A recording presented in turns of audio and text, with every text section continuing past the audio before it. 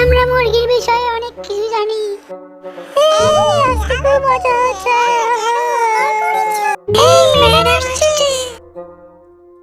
Good morning students. Good morning ma'am. আজকে আমাদের পড়ার টপিক হলো মুরগি। তোমরা কি মুরগি সম্পর্কে জানো? জি ম্যাম। খুব ভালো।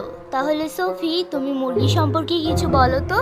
আমরা মুরগিকে খাবার দেই, মুরগি আমাদেরকে ডিম দেয়। আমরা মুরগির মাংস খেতে অনেক পছন্দ করি।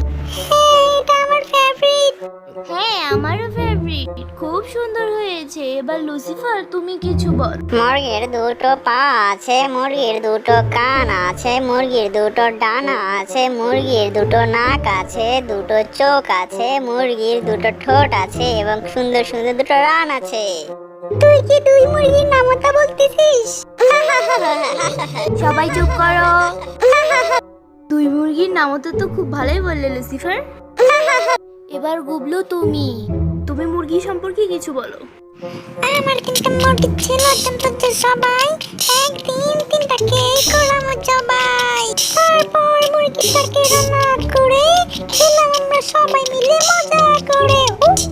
থামো বলছি, ফাজলামো হচ্ছে। তোমাকে এর জন্য শাস্তি পেতে হবে। হ্যাঁ, তোমার শাস্তি হলো তোমাকে মুরগি হতে হবে। এই জন্য আমি পড়াশোনা করতে চাই না, মুরগি পড়তে ধরলাম আর মুরগি হয়ে গেলাম।